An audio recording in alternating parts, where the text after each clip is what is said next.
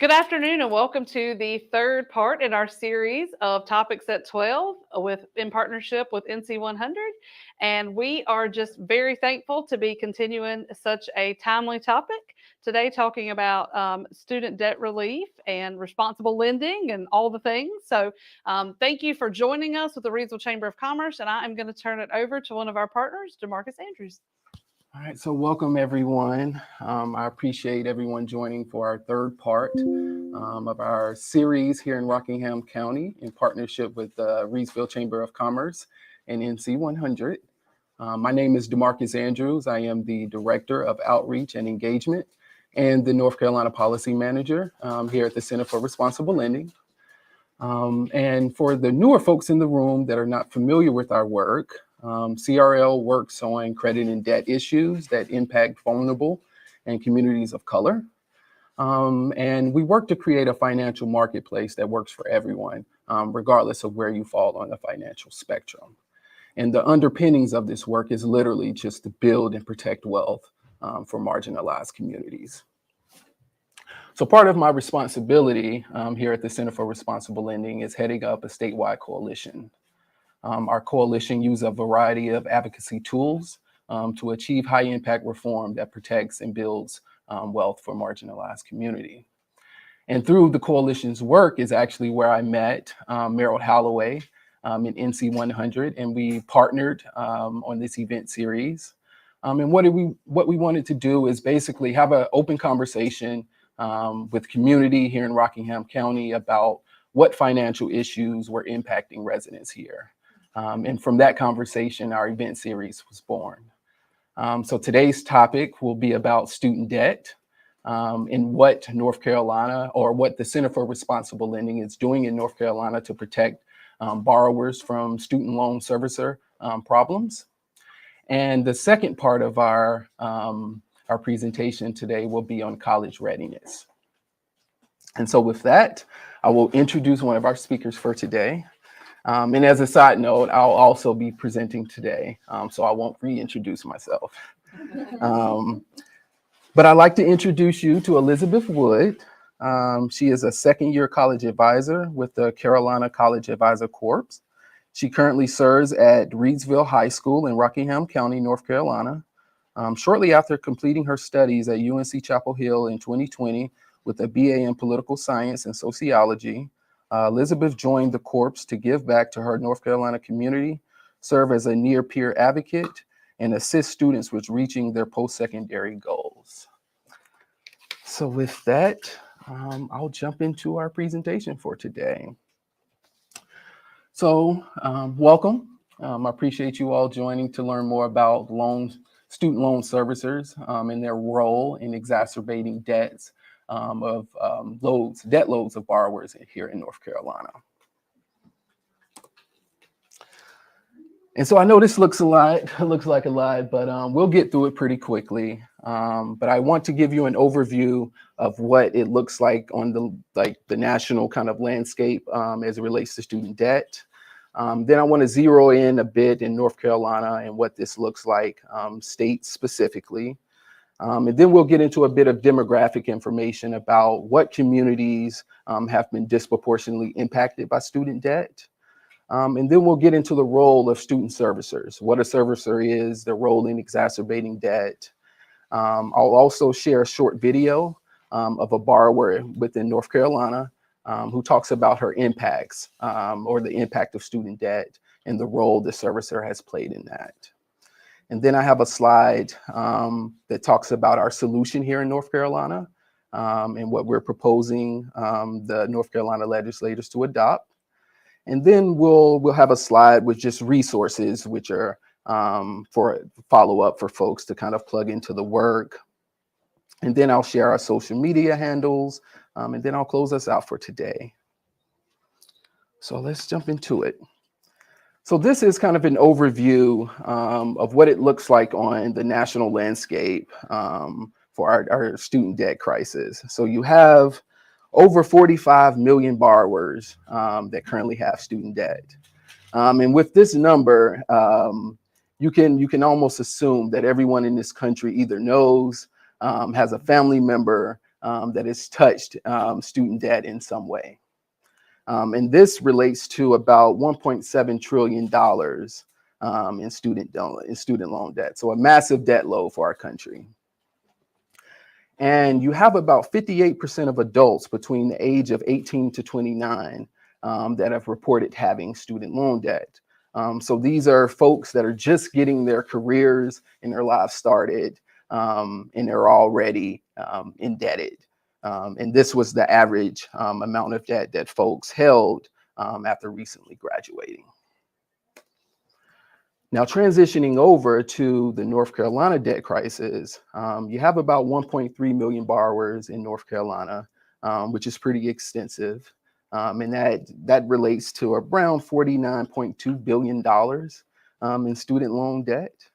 And the average per borrower is actually over the federal average by $700. And so it's a problem here and around our country. So when we look at disproportionate impact to borrowers and demographic information, as we know in this country with the historical kind of understanding that Black and Brown communities are starting out with less wealth. So when you see numbers like 20% of borrowers who live in communities of color have student debt in collections compared to 14% of white borrowers, this makes sense. It represents kind of what our country looks like and what it has always looked like, which is Black and Brown folks not having as much wealth as our white counterparts. And so looking at some of the more demographic information, which is actually relevant to folks in this room, is looking at 25% of rural borrowers have reported being able or not being able to afford basic necessities like food or clothing. So you're having borrowers making tough decisions on whether I, buy food for my family or clothes for their bags, or do I pay my student loans, which have, massive impacts as well to our credit reports, which could snowball into us not qualifying for mortgage loans, starting small businesses. So many different things that are impacted by folks not paying their student loan debt. So they're choosing, to pay that debt over basic necessities. Oh. And as you can see here, we already know in this country, women face a wealth gap in the workplace. And so understanding that they're also indebted more than any other demographic in this country, it's a poignant kind of realization of what this actually looks like. So now we'll move into a student loan servicer.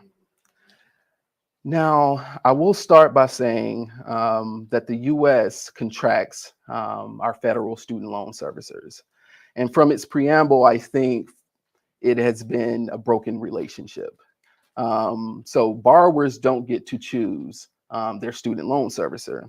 So they don't get to go through the process of researching what servicer has had good standing over the past few years, what servicers have participated in really abusive practices.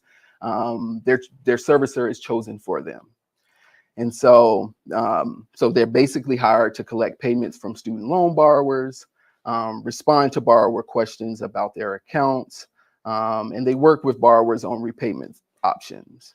Now, I will say that many of the abuses by loan servicers lie within the responding to borrower questions about their accounts and working with borrowers on their repayment options. What we see often is that borrowers are actually put into repayment plans that are more expensive instead of inexpensive plans like income-based repayment plans.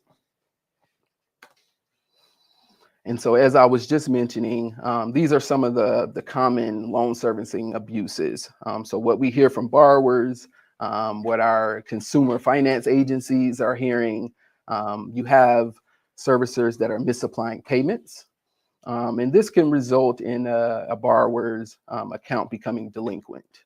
And if the borrower's account becomes delinquent, it's reported to the credit bureau. And I just finished talking about all the different snowball effects of what this could look like.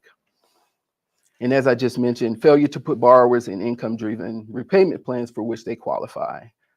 So when you have servicers who are looking to profit off of borrowers, their scheme is to push borrowers into more expensive plans like deferment or forbearance, which all sounds good to a borrower when, let's say if I just lost my job and I call my servicer, which I've been making on-time payments for the past year, and I call them and I tell them I've experienced this financial shock, I can no longer afford my payments.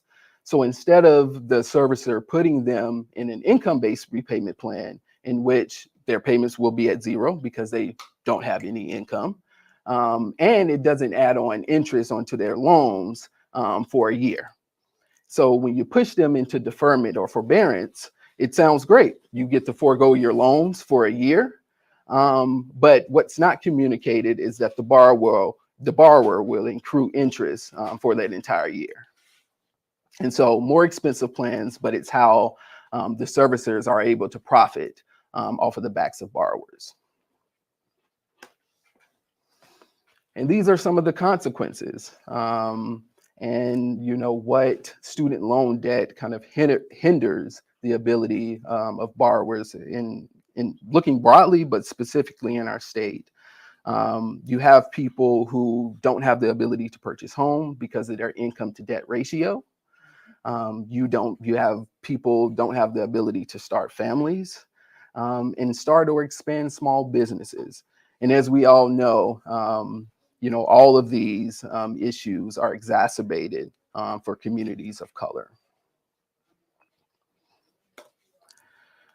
Now, this is actually my favorite slide because for me, I think this paints the picture of how servicers think about the role of servicers with borrowers.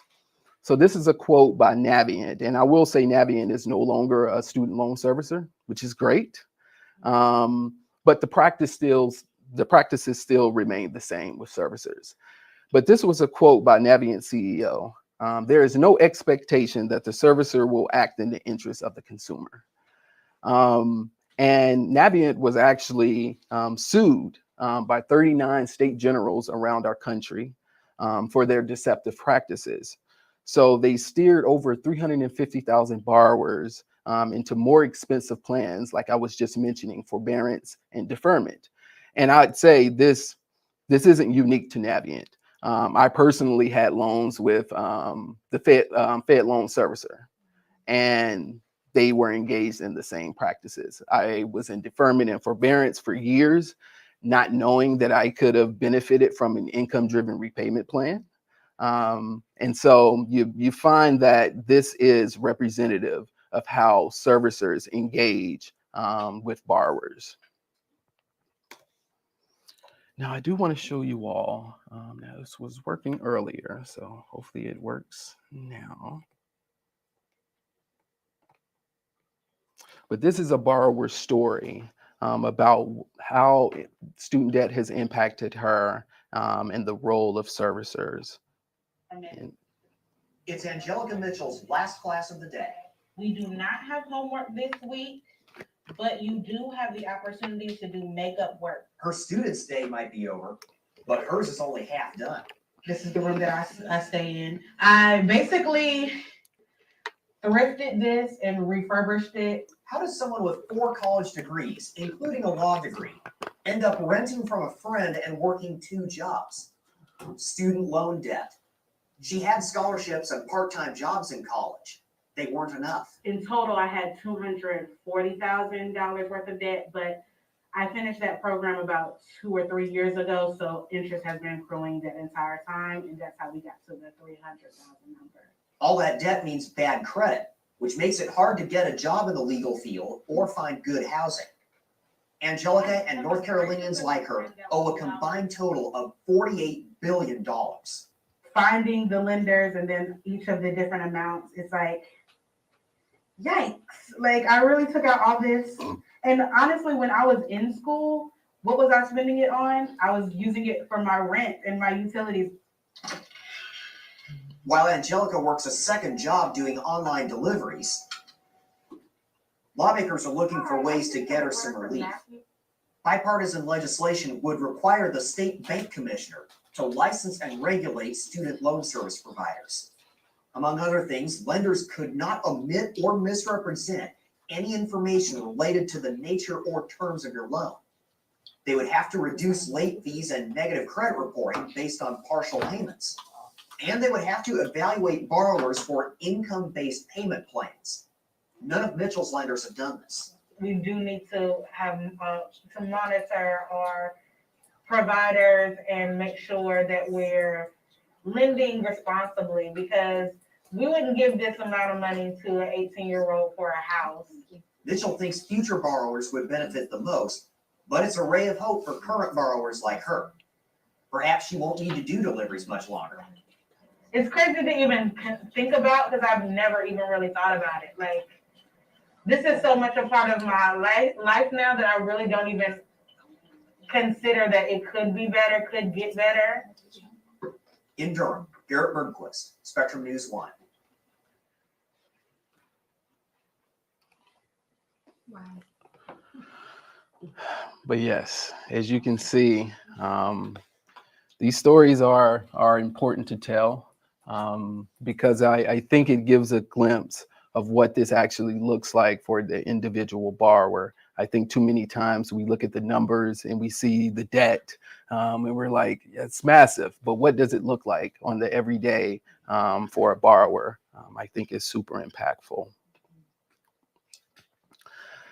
So this is our North Carolina solution, and they talked about it briefly in the recent video that I was just showing. Now, this is a North Carolina specific bill. So this is something our North Carolina legislators can adopt to protect borrowers within our state. And so what this bill does, and these are the kind of the three highlights of the bill. So one, it licenses and regulates student loan servicers. And what this means is that on an annual basis, they'll have to open up their books to the Commissioner of Banks and have their actions throughout the year reviewed.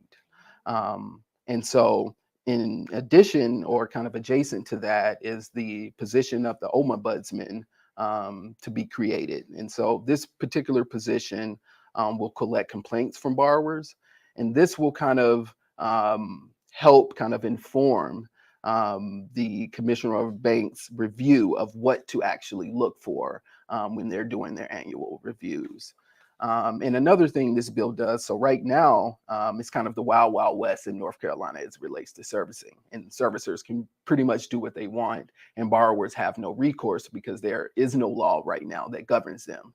And so this allows for borrowers to actually sue their servicer if they're engaging in behaviors that are abusive and that have exacerbated their debt load. And so this is just a slide, which I'll send these slides after our time together today. But these are just places to turn when there's a need for assistance as it relates to student debt. So we have online counseling, more resources on understanding what cancellation is, how to consolidate your loans, and where to file a complaint in North Carolina in addition with the ombudsman. And so with our Attorney General, and just some different kind of resources on best practices for financing secondary schooling. And these are our social media handles. So we share a lot of policy kind of action alerts on our social media. We share a lot of research that is produced by the Center for Responsible Lending. And yeah, just feel free to follow us. And like I said, I'll share this out following our time together. But that is it for me. Feel free at any point if you are connected with borrowers, because one thing that I love to do is highlight the stories of folks who have been impacted. So if you're connected with anyone who has any story about how servicers have played a role or lack thereof in exacerbating their debt, we'd love to hear from you. But that is it from me. I'll pass it over to Elizabeth to talk about how we try to avoid these problems in the future. Who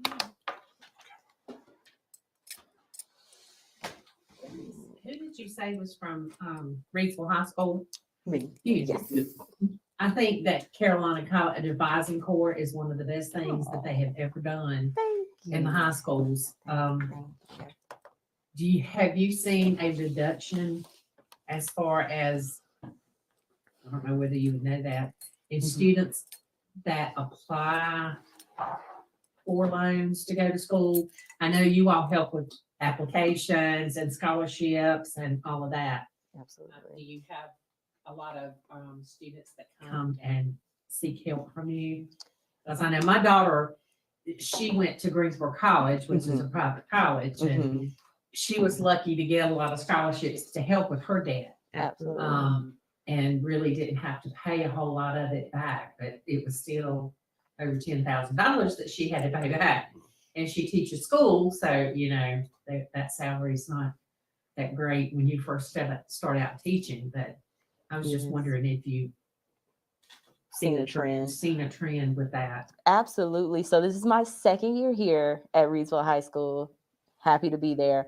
I do see a lot more parent engagement and student engagement in those options, especially when they have somebody there like me to go over their financial aid awards and compare them across to see which one has the biggest price out of the gate or who's offering the most loans. So I do see students and families engaging in that process a lot more. Now, whether they take them a lot more or not, that's just a case-by-case basis, but I definitely do see students and parents taking advantage of the resources that are there to be well informed. That's great. When she graduated, it was in 2008 from high school.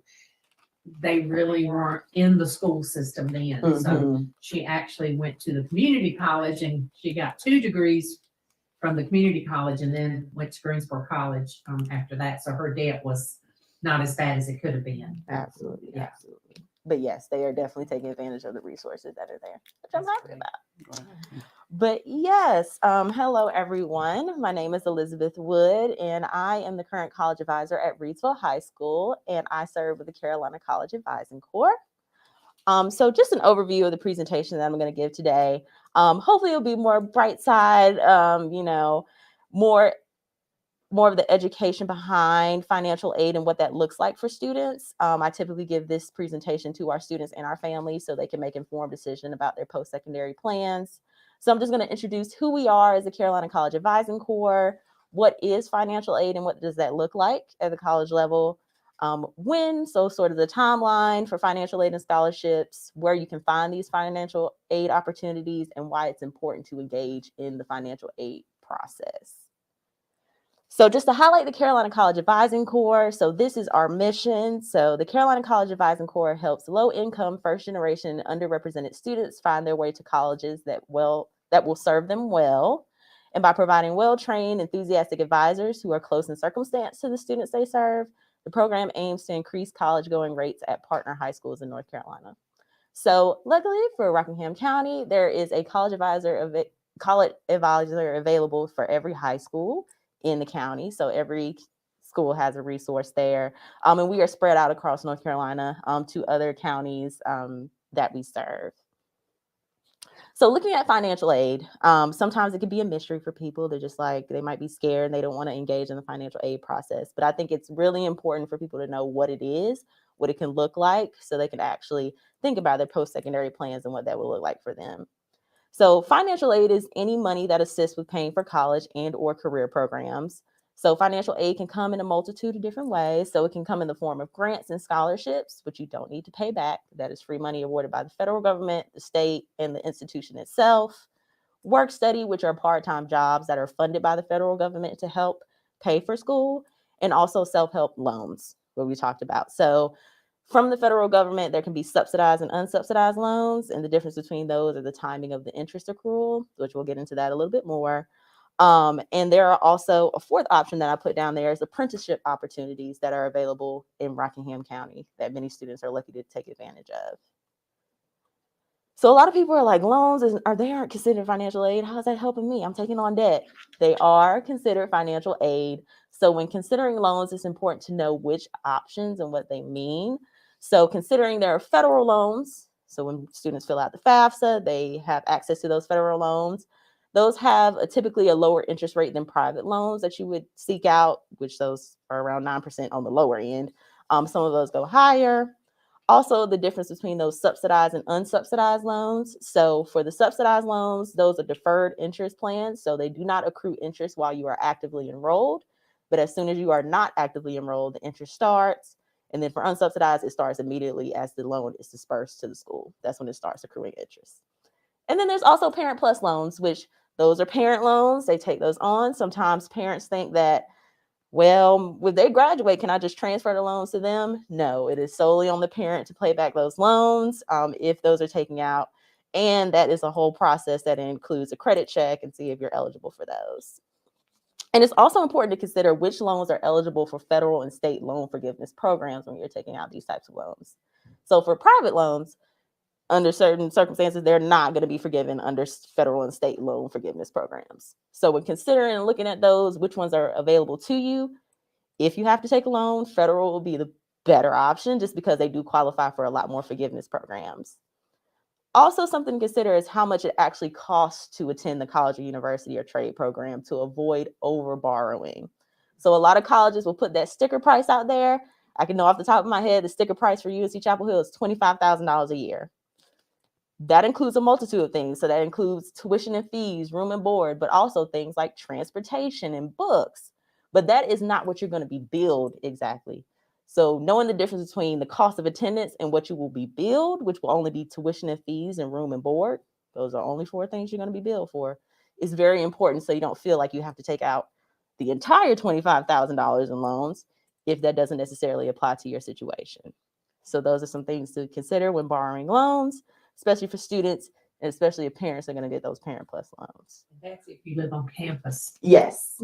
And that's if you live on campus, you get billed for those housing and meal plans and different things like that. So looking on the bright side, finding more financial aid opportunities outside of loans, there are so many different opportunities available to students, and especially students in Rockingham County. They have advantage over certain things. So for finding those opportunities, the very first step is for students to complete the FAFSA, or the free application for student aid. This is a free resource that is sent to the colleges and universities that they apply to or are accepted to, and they use that to determine whether you are eligible for need-based grants and scholarships, that free money that you do not have to pay back. Also, maintaining good grades helps you. So for some of those institutional scholarships that you can get directly from the college, they are looking at your grades, they're looking at what you participated in, so they can offer you scholarships based off of those types of things. And also, like we talked, considering community college transfer pathways can definitely lower the price of going and attending college. Also, using scholarship search engines. I tell my students every day, have you looked on College Board? Have you looked on CFNC, the College Foundation of North Carolina? Those are my favorite search engines just because they are very specific to North Carolina, and it's a resource that they've used since 8th grade that they know they have access to find those different scholarships and things that they are eligible for. And if students are interested in trade programs, they can consider several options that we have here in Rockingham County, including Rockatop, which is an apprenticeship program in manual machining, robotics, different things like that, where they pay you to go to school, be in the classroom, and to train on the job. It's a completely free program. If you get in, you're getting a paycheck the whole way through. So that is one way to finance your post-secondary options. Also, a new program called Rockatop Teach. If you're interested in being a teacher assistant, it's the same type of process. They're training you to learn in the classroom. They're training you on the job. And at the end, you will have a certificate, no debt, college degree. Also, connecting with local resources, so NC Works programs. If students are eligible for these services, they will help with funding the places that you want to go or the programs that you want to do. It could be at the community college level, and they've expanded to the undergraduate level as well. So using the resources that are in the community are very important. And there are a lot of trade programs that will pay you to train and work outside of the ones that are offered in this county. So again, from people who are interested in trades, there are people there who are going to pay you to learn the skill and to be there. But I say the key to all of this is when opportunity knocks, it's up to the student to answer. So it's important for the students to start early and stay persistent, because a lot of scholarships don't just fall in their lap. You have to put the effort in. And we are definitely here as resources. They have counselors in their schools who we are posting scholarships every day. We are letting them know these scholarship opportunities are available. You're eligible for this one, this one, this one apply. But the student has to be engaged in this process in order to make the best of it and get the most funding possible. An example, so this is our scholarship board at Reidsville High School. So I had to put some kid jargon in there, secure the bag this spring, just so it could be a little bit more attractive to the students. But this is a rotating board, and I put up available scholarships, a little blurb about what it is. Apply to this if you're eligible based off of these circumstances, and go ahead, take it out, bring it to me. We will sit down and we will work on it. So the opportunities are here. I even have a running document with, I don't even know how many thousands of dollars of scholarships that's open to the students to take advantage of. In Rockingham County, I say locally, I wish I was in Rockingham County growing up, because a lot of the resources and the people that are willing to fund education in Rockingham County is amazing. And they are offering scholarships left and right. Like I tell you, I get one locally every single day. They're just like, here's this scholarship, here's this scholarship. But again, it's up for the student and the families to engage in this process so they can get to where they want to go for their post-secondary education. It's amazing the number of scholarships they have at the community college level. From Absolutely. endowments and unbelievable pages and pages of scholarships. Because I know I've had 3 girls that went through the community college and they applied for them and got some of them. And it's a big deal. Absolutely. So taking advantage of those resources that are there at the schools while they're in high school, and even after, just keep applying to those different scholarship opportunities is really important. Another thing I wanted to highlight is the timeline for financial aid. So students can take advantage of financial aid opportunities all year long, but there are a few key dates to keep in mind. So every year, the FAFSA opens October 1st. That is for the next school year. So starting October 1st, that is the key date to go ahead and get that FAFSA done, especially for our students who like to drag their feet a little bit. I still have kids, you know, tomorrow's March 1st, and I had kids rushing to me this morning.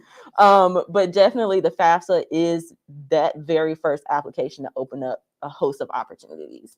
Especially for some scholarships, you're required to fill out the FAFSA. So just going ahead and getting that done opens up a lot of opportunities.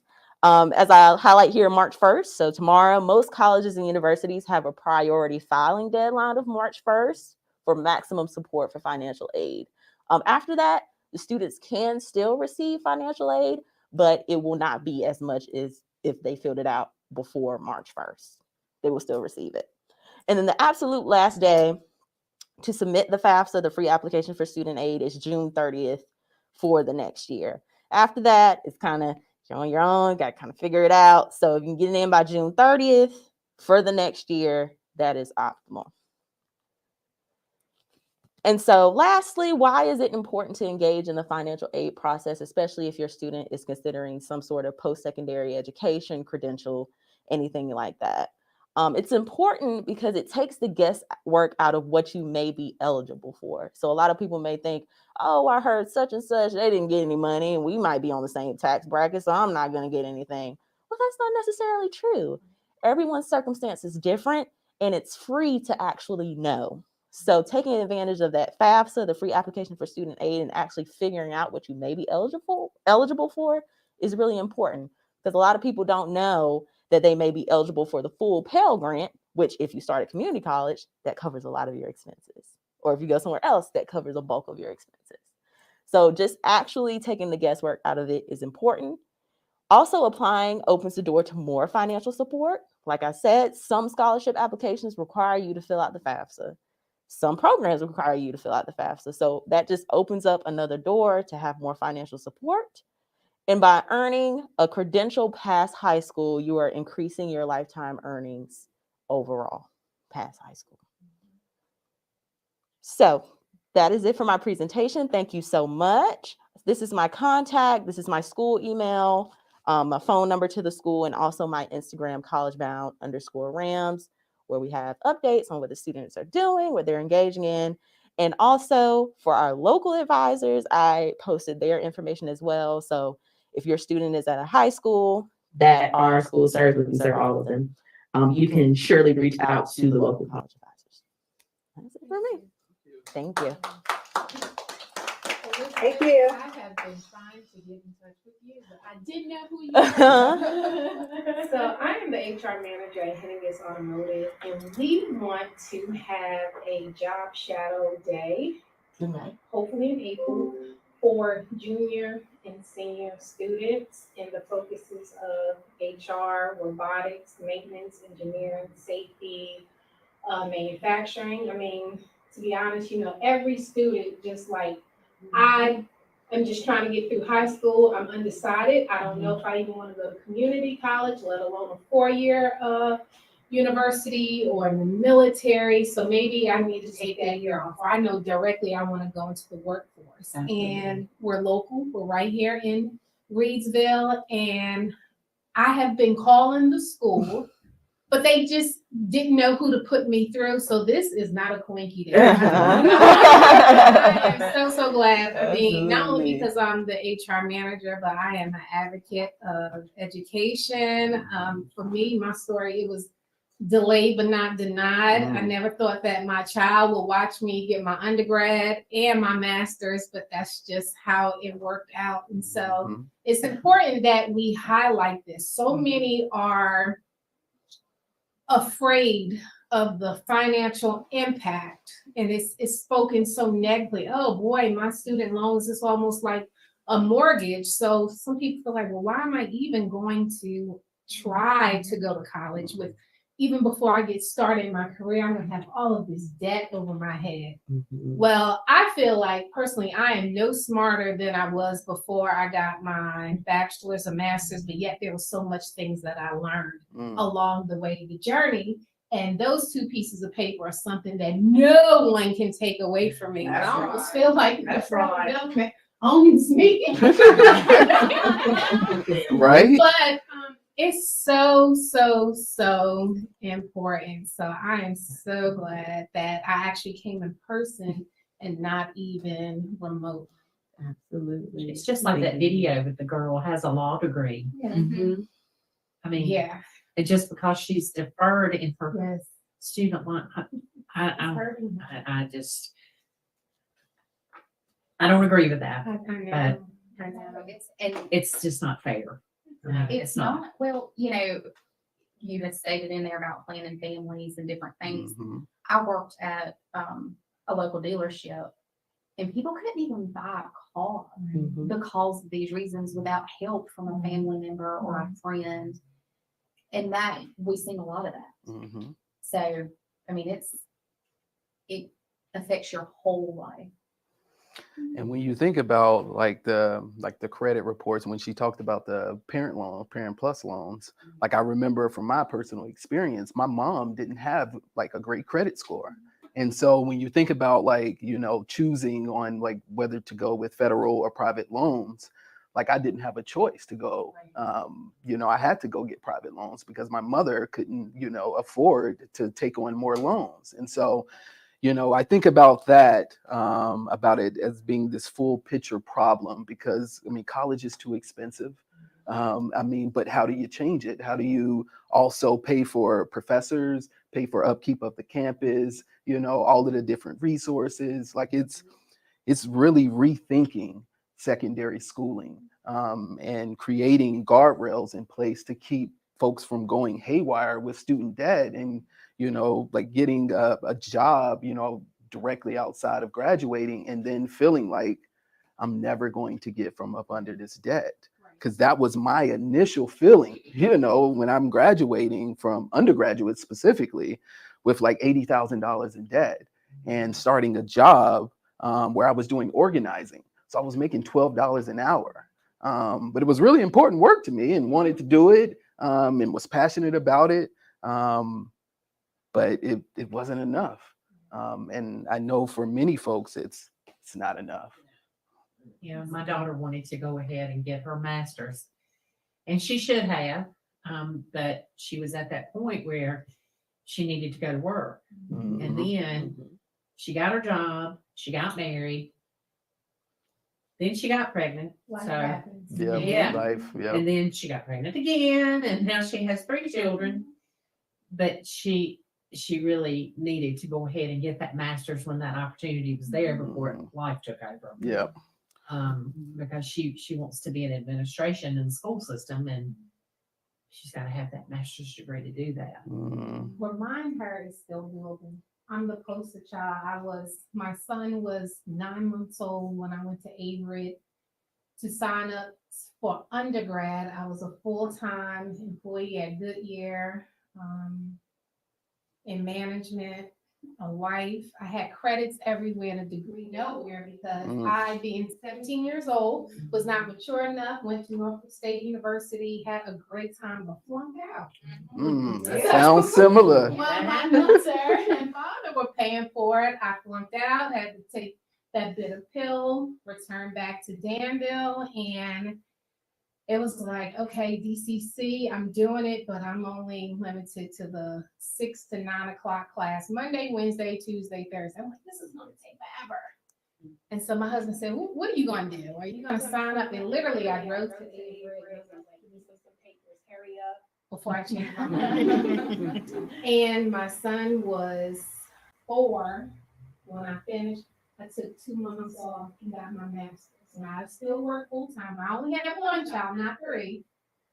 Sometimes my husband is the other child, but it so bad. Was it easy? No, but that's why I mean so much. And watch, she's gonna plant a seed for her kids. Oh, yeah. They notice that. And She don't look at the time frame. You know, when you go to school, everyone says, when are you gonna finish? Just know I'm gonna finish. You know, even if I have to take a pause for the cause, just know that I'm gonna finish. And on top of that debt hanging over your head, some, especially right out of high school students, I feel like they're like, 4 years is too long. But I equate the story of, because I like the Summer Olympics, and my favorite sport is track and field. I just love how they run, they train, and I mean, their physique, to me, it's amazing. And when you're an Olympian, you're like the best of the best in the entire world. And their job is to compete against themselves, other runners, the clock. They have a coach that's like their manager, and that's what they do for that one opportunity to even qualify into the Olympics. So for 4 years, they're working so hard. So that's your freshman, sophomore, junior, senior year, just like in the Olympics, every 4 years. For them to get to that finish line, my favorite runner, Usain Bolt, he can run his race in a matter of like 6.2 seconds. He turns around and look and still see like they're trying to catch up with him, right? And I thought about, I said, I worked my butt off. The world had to pass me by for those 4 years, but then just call my name for like 2 seconds. It was so much of the same, but it was worth it. That hard work that athlete has to put in, I was the student. So it just makes sense. I didn't think about how much I was going to pay back. You will get it if I have it.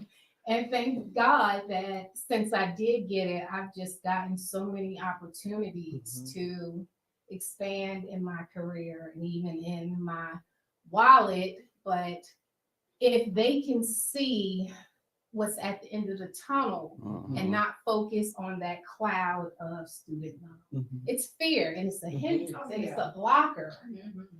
And it will really deter them from their dream. And it removes cement boots off of you to feel like, no offense, I work in a factory, but we have some floor employees, my husband being one of them at Goodyear, tire bill 25 years. He's like, this is all I know. He feels stuck. Versus when you have those credentials, you feel like you have more opportunities made available. We want choices. We want options. But without it, you're limited. It's doable, but some things are just limited. And that's why it's important. She's only 33, so she can still do it. Absolutely. She has an 8-year-old, a 7-year-old, and a 3-year-old right now, but and her husband is in school, so she's trying to let him get it finished with his, and then she can do a lot of hers online. Mhm. You're talking about it being an inspiration. You said to the children, if you are a parent and you finish. The best graduation I ever attended, the family sitting in front of me was a husband and a 6-year-old boy. And his mama walked, and I'm gonna cry. I cried like a baby. His mama went across that stage and they called her name, and he stood up in his chair and was, "That's my mama." Like he was so proud. She has no idea the impact that put on that baby. Yes. You know, I mean, it may have took her a little extra time, right? Okay. But she went across that finish. The race is not given to the swift, it's those that work men. That's Mhm. right. And my son sat with me a lot in the libraries, at the kitchen table, at the dining room. And Sleep they is are overrated. They have a lot of determination. They're one, and they're sold in that. It's a seed point. It is, absolutely. I'm a big supporter of Rockingham Education Foundation, and I know you all get funded through that. And I always try to contribute to their fundraising, and I always want my donation to go toward the the NC College Advising Program, because I just think it's very worthy. Thank you. Yeah, it's Thank great you. to have Thank y'all you. in the schools. Thank you. We're happy to be here and to share that education with students, just to alleviate that fear, because I feel like fear comes from the unknown as Mhm. well. Absolutely. So definitely being a resource for the education, and students know that there are options that are best suited for you and will get you to the goals that you want to have for your life is very important to us. Mhm. So many scholarships. Mhm. I remember when my middle daughter, the one that I was talking about, when she graduated, we went to the awards day. There were scholarships from Kentucky Fried Chicken. Mhm. Oh, one girl got $20-some thousand from Coca-Cola. Mhm. And she just kept applying. She applied for everything she could find. I mean, And you and got so that's much. work. So that's why sometimes they're like, I don't Yeah. even want to write it. I live in Danville, Virginia, big tobacco, area. There are so many tobacco scholarships that is part of the scholarship awards is if you agree to stay and work in the area like for so much time, after you finish, but some just don't want to do the work. Now, opportunity is just not going to come knocking, but if you write a really good scholarship essay, just change. Exactly. Oh, that's yeah. Copy and paste. If Copy it's and not paste. broke, don't fix it. Absolutely. Absolutely. Don't fix it. But there has to be work on their part, but the reward is so sweet. It absolutely is. We have about 10 minutes if there's any lasting questions, but I'd just like to say, I mean, I absolutely love your work. Because for one, I still think back, even all that I've accomplished throughout secondary schooling, post-secondary schooling, I would still not go back to college. I just would not. And I always tell my wife this, like I was one of, like your husband, I wanted to actually find something I was really good at and do it forever. That was my trajectory. I didn't apply for scholarships, grants, like loans or anything, like in 11th or like kind of towards the end of 12th grade. But this was my plan. I was planning to just like go into the workforce with no like understanding of what work I wanted to do, what skill set I had. And I just remember my mom, and from her life experiences, she's like, you're not going to just work. You're going to go off to college. And I just remember resenting, my mom for the first year of me being in college. And my resentment kind of played itself out with me just not like wanting to go to class. I'm just going to party. And so I was one like you, I failed out. So my first semester, I had maybe a little over a 1.5 GPA. Second semester, I had gotten mono. And so they didn't tell me I could do a medical leave. So I'd missed like 2 months of schooling. And they were like, yeah, you're going to go home. And so, and I was like, fine, this is where I wanted to be anyway. So I was excited. And then I remember going home, working at Starbucks. And I just remember and saw myself filling up folks' cups for the rest of my life. And so, for me, I was just like, let me go back and let's finish with no like no scholarships, no anything. I'm just like, let's go finish. And so, I mean, everything worked out well. Like I went back to school. I graduated with like a 3.5 GPA with like honors in political science. Graduated, went and did some organizing, found my love for policy, decided to apply to Duke, which I thought was like crazy. But my organizer that I was working up under was like, you know, why not? And so I applied, and got in, and it changed my life. But I still would say, because I had gotten myself into so much debt without like resources that, you know, from guidance counselors or any options. And so like, I'd still, in my mind, I'm like, I would still go back to a trade. And so that's why, because I know that there's other kids out there that are like me, but there's also other kids like my wife who's been planning for college since she's been in 8th grade. And so, and which it boded well. She went to Davidson, didn't have to pay $1. But for me, my experiences were different. So I appreciate the work that you all do to provide options for students. Well, thank you. Yeah, absolutely. Thank you, Elizabeth, for your information.